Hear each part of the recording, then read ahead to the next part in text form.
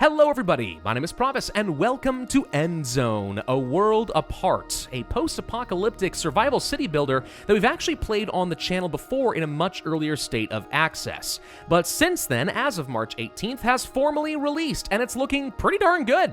The developers were kind enough to reach out and offer to sponsor today's video so I can show it off for you guys, so a big thank you to them for that, and of course you can find a link in the description down below if you would like to learn more.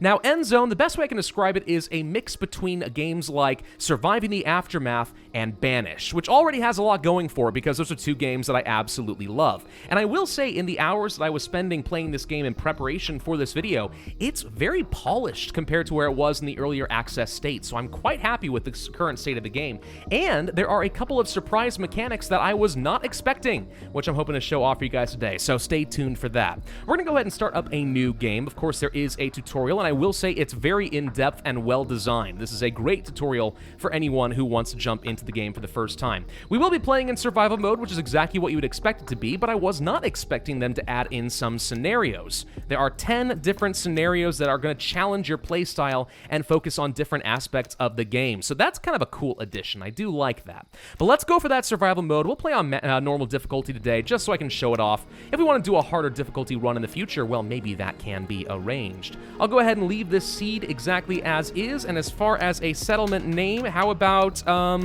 Dreadville? Yes, that sounds fantastic. Okay, here we go. Now, Endzone, if you will recall, is not a game where you have to survive against various monsters trying to take you down, but more survive against the extremely harsh elements of a post-apocalyptic world. We have to gather up some basic resources to promote the survival of my citizens, protect them from radiation and other natural disasters, and maybe a couple of other unexpected threats. We'll come back to that in a little bit. So, we have to get a few key resources up and running ASAP. The first and foremost being water. Without water, we simply are not going to survive for very long. We have a few different ways of gathering it, from rainwater collection, which is good, except for the risk that, you know, if the clouds are irradiated, we could poison our people by accident. Wells, which are usually pretty good, and also the quick and easy solution, the jetty. The jetty is simply a dock we can set up on the water over here, for example, and this will gather up some water in jugs, and we can toss it into water storage in the form of a cistern. So let's go ahead and place one of these down over here as well. Seems like there's a couple of little things in the way, which is annoying. This is some scrap piles, which we will have to gather up later, but for now, let's just go ahead and get that set up. So that should take care of some of our very early water needs. Let's also go for some food. Several different options for us here, of course. The Gatherer's Cabin is a pretty effective one early on. Usually you want to place this kind of in some forests, just like you would in a game like Banish. So for now, we'll go ahead and place this over here. But a fun thing about Endzone is kind of like Surviving the Aftermath, you can move your work areas elsewhere in order to send your people into a different area. So just because we clear this area out does not mean that the Gatherer's Hut is going to be useless. That's a pretty nice little thing. We're also going to set up a quick little Forester's Lodge over here so we can chop down the existing trees, knowing again that we can move the work zone elsewhere if we need to. And I will also gather up a scrapyard like so. And this will do something similar, but instead of cutting down the trees, we are going to gather up these scrap piles, because this is pretty useful. Before we go too much further, though, let's just go ahead and set up all of our jobs. We only have 10 people at the start of the game. I'm going to go ahead and assign, let's say, 6 of them for now to go and be builders and simply construct all these buildings. We'll rearrange their jobs later as needed. And for the extra folks, the settlers who have nothing else to do, we're going to go to tasks over here, and we're going to start simply chopping down some of the trees over in this area. We'll move this around later.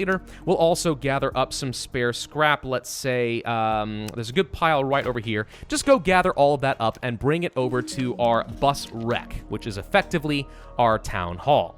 Okay, let's go ahead and move on to Speed 3 and send them off to do their jobs. Beautiful. So, they do have to clear out some of the radiation in the ground over here, as you can see, before they can start constructing. And we can actually view a lot of that right here, for example, if we take a look at the radiation currently in the Earth. Some zones are obviously worse than others. Tricky thing about radiation, it's rarely static. Depending on the weather and other various events, it can kind of shift over time. So one place that's safe for a while might not stay that way in the long term. We We can also take a look at the water moisture levels, which will be very useful and does, again, change depending on, let's say, rainfall or droughts or other such things. There is location attractiveness for homes. That will be important. We'll also eventually have access to, let's say, electricity and some other fun stuff. So we'll come back to all of that later. But for now, again, let's just go ahead and get some of our basics set up. We do have some potential radiation issues over here, which is a threat. We need to be wary of that. For now, there's not a ton that I can do about it, though in the future, something we could do, is it under logistics? Yes, we can set up a decontamination post, which I think is new, in order to automatically decontaminate any meals before they get eaten up, which is obviously going to be quite nice. Let's go ahead and pull back a couple of builders. Don't need those. We're going to assign a couple of people to be working in the scrap collectors and the foresters for now. So we have our water and our food taken care of to start. Have a couple of spare builders. We got some people chopping down trees and gathering up scrap. Again, could move this work area as needed, though I think for now this will be fine. Foresters can, of course, cut down and reforest areas or just dedicate themselves to reforesting if you want to make that work in conjunction with, let's say, a hunter's lodge or with the gatherer's hut. Those are things that you certainly can do if you want. Now we have some basic necessities taken care of. Let's also get some cabins set up. Now, one thing you do have to worry about is location attractiveness, and obviously people don't like being set up too close to the industry over here. So we're going to kind of keep these guys off in this direction, relatively close, I think, to a water source, relatively close. I'm not going to take up all my valuable real estate there. Let's go ahead and just set up a nice little neighborhood over here. I believe to start off, each house can handle up to 5 people, but depending on how many couples you have, just like in Banished, they'll each take up their own home. So we're going to set up, let's say, 8 to start off, which is a lot. But with a couple of builders, I think we will eventually be able to handle it. Now, once you have your housing taken care of, a man and a woman will take up residence there, and they are able to start having children, which is the primary way of growing your population. If you don't want to risk them having children, then one thing you could do is build down a shelter, which houses up to 25 people, but they do not have any children because there's a complete lack of privacy. So that's one way to provide a roof over people's heads, but not grossly overexpand your population. Growing too fast is a very good way to die in this game, so always be cautious of the death spiral. Now that we are gathering up some useful materials, let's go ahead and start processing some of those materials into something useful, namely in the form of a couple of recyclers. These recyclers will take scrap and we can either turn it into plastics, metal, or cloth, which we can use to process into other stuff. We also eventually can get electronics, though I'm not going to worry about that quite yet. For now, just a couple people gathering up some basic metals and cloth will take care of my clothing needs and also start fabricating some tools. So let's go ahead and go to this recycler right here. I'm going to go ahead and assign this one, for example, to metals, and it's going to grab the scrap that is taken up by the scrapyard and turn it into metal. From there, I now need to go to a workshop. The workshop is what is going to take that metal and turn it into something else that is useful. So let's place you, for example, I think... How do we want to do this? Let's go for you right here, for example. That should be fine. And with a workshop, I can either create scrap tools, which are cheap and not a lot of durability, but they function fairly well, just to get some tools in people's hands real quick, or we can start using the metal to make metal tools, which obviously have a lot more durability. Now, we notice here that there is a natural disaster on the way, an oncoming drought. And we actually can see down here the seasons that are progressing. For the next couple of days, there is not going to be any rain. Then we will have a season of rain and then a period of drought. So we have that much time to quickly stock up plenty of water to survive for what is effectively one day game cycle, kind of night cycle in the game. So we'll stock up as much as I can if I have the extra people available to work on it. Otherwise, don't think I can really afford to work on it too much. This, I do want to produce some cloth, so let's assign another person here as a refiner. Let's pull a couple people off of building, and because I know that water is going to be scarce, let's go ahead and assign some extra people to work on this. Though I will say that the cistern is already almost full. We could spend some resources to try and upgrade it if I had some plastics and some coal available to filter the radiation out of the water. Alas, I do not have that yet. For now, we're just going to have to bite that bullet and accept it. Let's get some other food sources set up. Something relatively consistent would, of course, be quite nice. What if I were to set up, let's say, a farm off in this direction? Yeah, a nice little simple cultivated field over here. That shouldn't upset anybody as far as, having ugliness around their houses in the backyard. People like farms. Farms are nice. We have to choose a seed. At the start of the game, we only have access, in this case, to squash and black salsify. I think it is somewhat random which seeds you are going to get. The squash produces 630 food every 2.4 seasons, as opposed to the black salsify, which provides the same yield, but it takes longer. So the squash is just objectively better. Though, it is worth having a diversity in your food types, because that does tend to lead to a healthier population. So that would obviously be nice. Let's assign a quick farmer over here so that somebody can cultivate the fields. That will do fine. Could also set up a fishing hut, though I'm not feeling too worried about food yet, but that is an obvious way that we can expand. Let's also assign somebody to work in the workshop. Let's assign these two metal tools so that whenever we get metal, we turn them into something better and start building up that stockpile. We also quickly need to get up our tailor, because right now we are running low on clothes, and clothes are a very key way of protecting your people against radiation poisoning. So let's go ahead and assign a tailor shop to get built up over there as well. Though we are starting to run low on workers, so gotta be worried about that. Okay, tailor shop is built. We'll pull back a builder just so we have a free settler available, and there we go. Now, we have a few different things that we could manufacture, the neck scarfs being the most basic form of radiation protection. Do not take a lot of cloth in order to manufacture.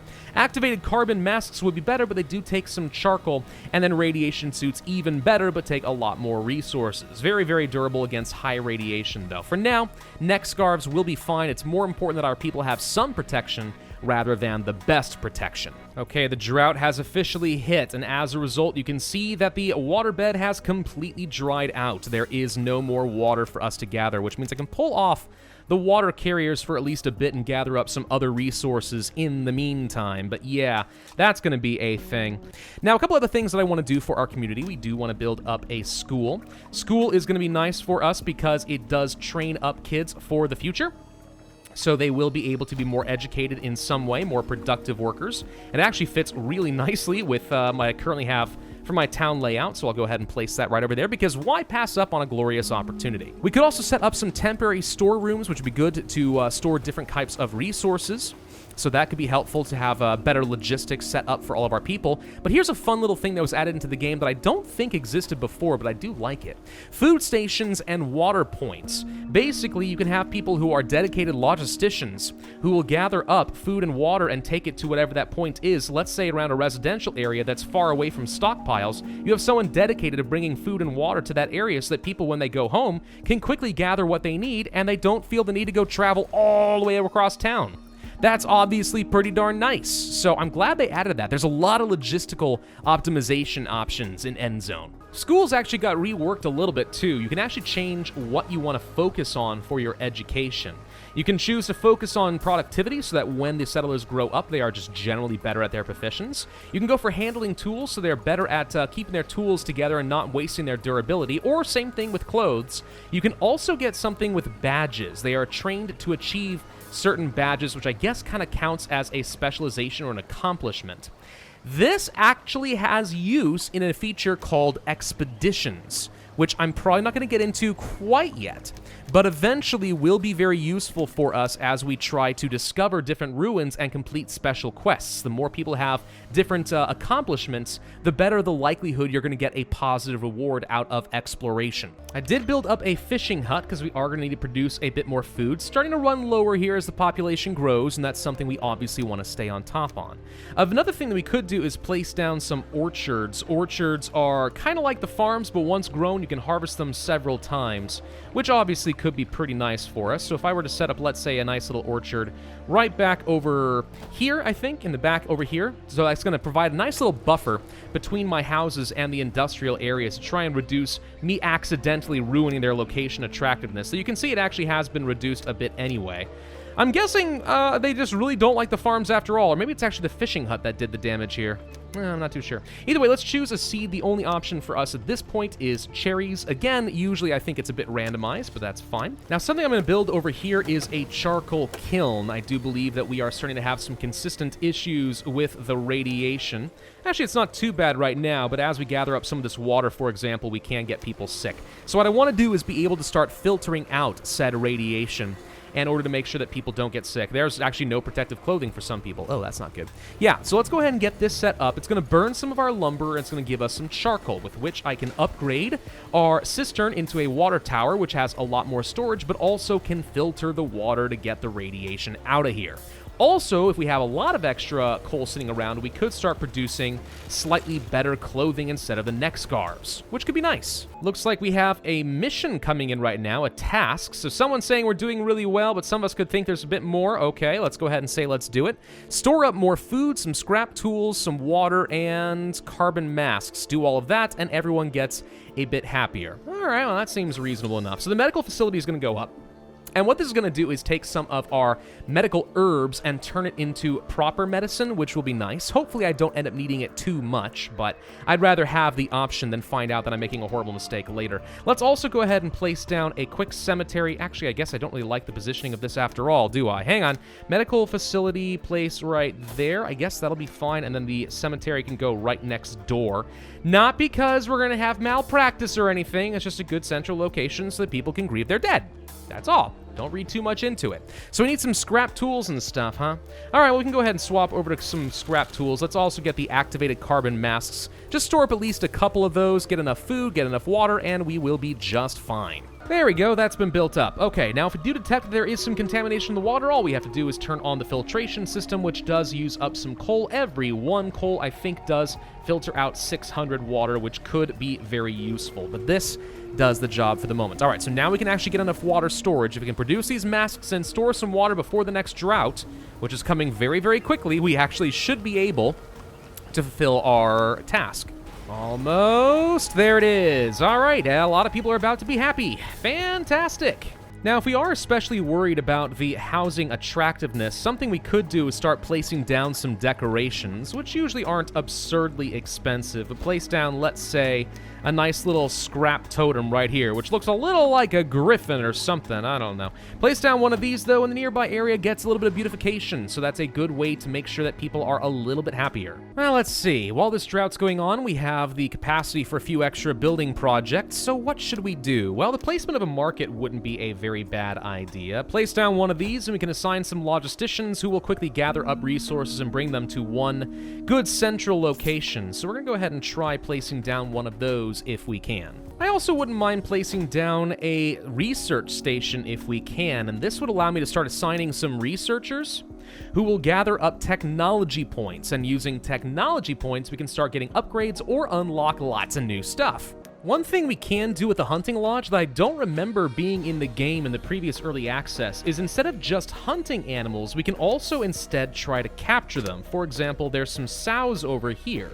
So obviously pigs. If instead of killing them, we capture them, we could set up a ranch and start raising up our own pigs for the slaughter. So let's go ahead and set up a pasture, coincidentally close to the cemetery, not trying to make any particular commentary on humans being like pigs or anything, but there we go. So if we can't, oh, you killed it.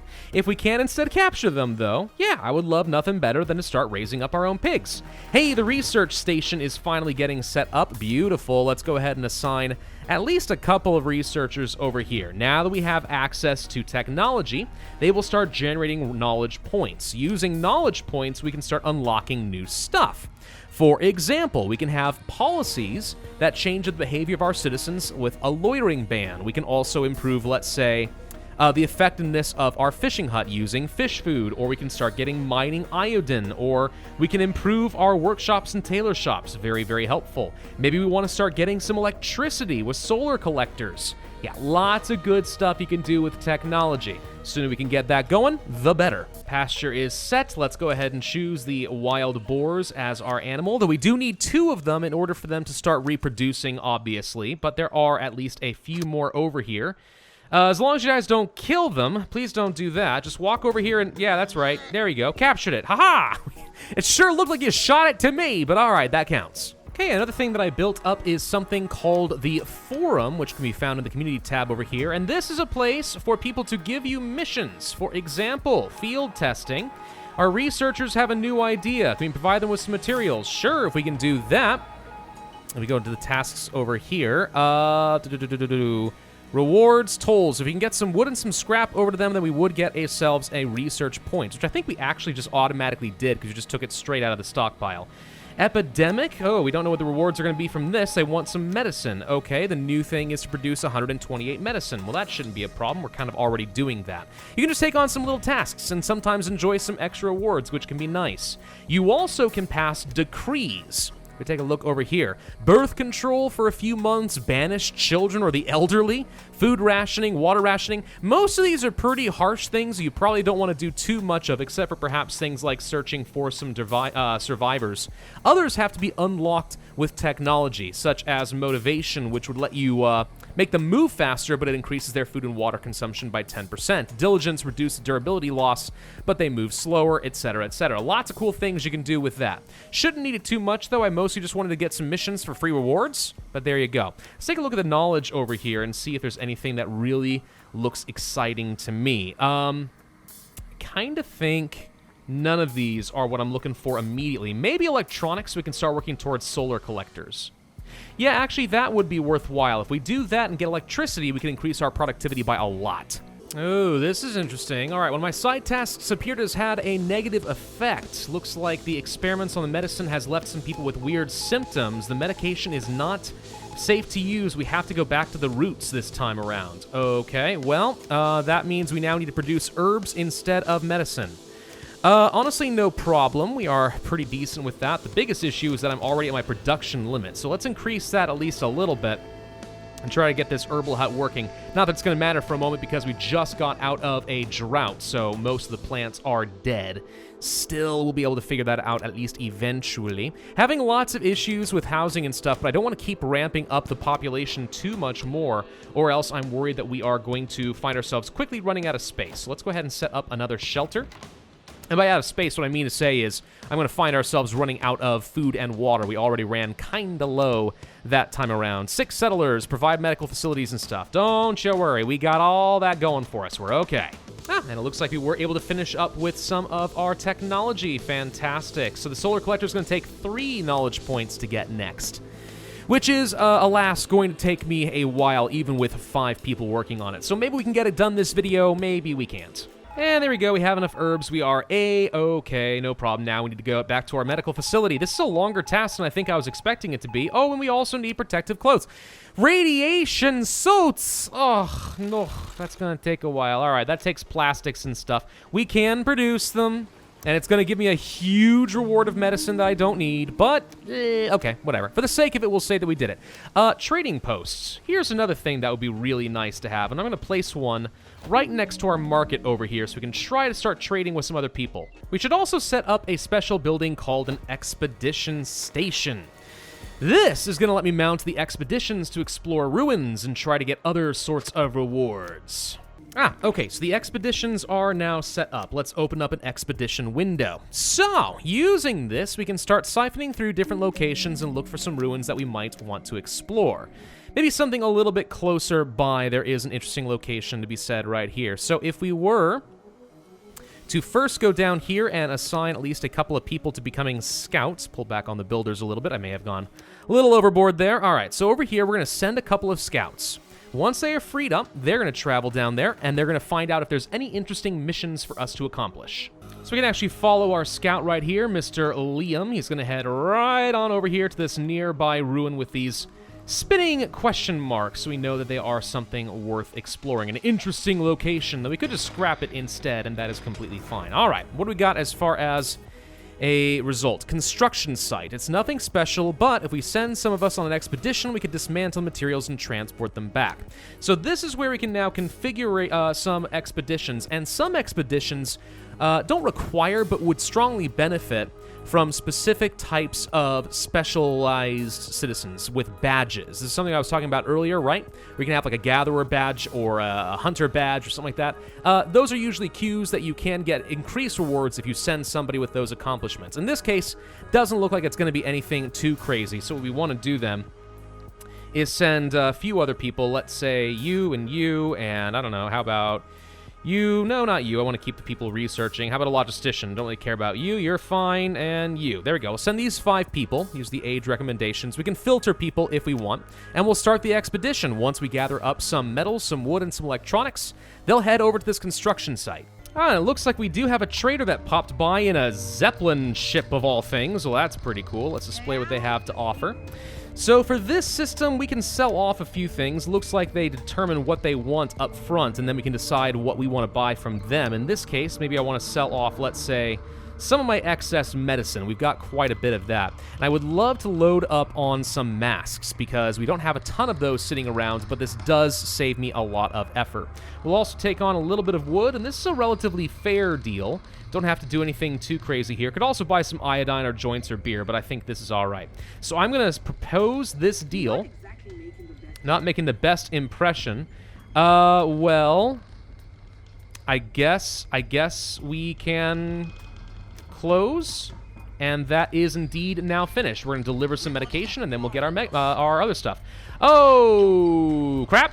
Okay, so this is the new surprise mechanic that we were not expecting to be released with the game, and it is raiders. There are occasionally going to be large groups of enemy raiders that will just wander through and steal all your stuff and destroy your buildings. If we had the research points to research defensive measures, siren towers, barricades, and other such things, we could fight them off. We'd have to actually mine some sulfur and other materials to make ammunition, set up defensive towers, and shoot them off whenever they come by. Unfortunately, we do not have any of that yet. So as much as I would love to show you them just running through and destroying my base, the best solution would be to pay tribute to them, which we can do here if we give them, let's say, some food, some water, and other such things, right? Pay all this off, pay tribute, and they're going to be gone. Alternatively, since this is already kind of the end of the video, and I've shown you just about everything I think I want to do, we could just refuse to pay the tribute, and I'll show you how horrible this gets. And let's go ahead and just refuse to pay tribute. This is going to get me killed. FYI. This is 100% going to get me killed. But it's going to be kind of fun showing exactly how this is going to work, right? So where are the raiders right now? They are right over here. There they are. They look like bats. No, there they are. A bunch of people running through with guns and other weapons. They are absolutely going to destroy me until they have looted enough resources that they are prepared to leave. The right choice was absolutely to pay tribute. But oh well, I'm sure it's going to be fine. Let's see, the expedition is currently traveling over to the ruins. I do want to do some of that. We have managed to at least deliver on our barter deal, so that's good. How you guys doing over here? Yep, they're going in guns blazing, and now they're going to start breaking all my stuff. Here it comes. Yep, you can see they are looting all the resources. Now, I don't think they actually kill any of your people, which is interesting. But they absolutely love just running through and wrecking all your stuff because they can. They don't need any other reason than that. Target has been reached at the construction site. Now, we didn't have any special events in order to get special rewards. If we had those badges, that would have been great. That does happen at different locations. In this case, it's literally as simple as just extracting materials. And actually, I didn't even have to gather up any electronics and other stuff. I misread that. We're just getting this for free. So we'll max this out, take everything we can, and have everyone return back to base. And it's a nice, easy, safe trip back home. You would actually have to produce some, what are they called? Rations. Rations are how you keep your scouts alive long enough to make a long-distance expedition. But this one was obviously relatively close by. So let's just track these guys for a little bit and see what else they're going to do. They've got all the resources they want. Are they just going to leave? They're destroying literally every house. Yep, everything's getting wrecked. If we had tower defense set up, we'd use ammunition just to shoot these guys until they all died. There's also supposed to be a way to reduce their morale. Let's see, non-lethal defensive strategies. If they lose their morale, they leave. So I guess like barricades and stuff make it hard to get in. They lose morale from a siege? Yeah, that would be interesting. Anyway, so they're leaving right now. There we go. Expedition's back home. Well, that's all good. I didn't actually lose too many resources as far as I can tell, so at least that's good. What we do need to do is assign a lot of people to our building, and what we can do is actually prioritize, I think, repairing buildings above buildings, building new structures, and that'll at least take care of all my housing and such, and we're going to end up being just fine. So what were my overall losses? Pretty substantial. They stole a couple thousand water, hundreds of medicine, and a load of food. 28 destroyed buildings. So yeah, that's a new threat in Endzone. They did not tell us that was coming before the release. It was a surprise. Pretty cool thing for them to do, but it definitely adds in a new sense of threat. If you can get down this defense, you can push it off, but you always got to be watching for not only sandstorms, radiation storms, droughts, and everything else, but also just nihilistic raiders who want to break your stuff because they want to watch the world burn. Ugh, gosh dang. Anyway, so I think that is a good place for us to end this video. Endzone is looking pretty good. It's very well polished. The tutorial is fantastic. There's only a couple things I would honestly change as far as just some UIs that make it very easy to see your housing needs, or also perhaps how much you are overproducing or underproducing different resources, but those are all things that could happen in a future patch. As is right now, Endzone is looking really, really fun, and I wouldn't mind playing more of this on the channel if that is something you guys would be interested in. Otherwise, though, thank you all very much for watching. Again, thank you to developers for sponsoring this video. Don't forget to take a look at the link in the description down below if you would like to learn more. My name is Pravus, and I will see you guys next time.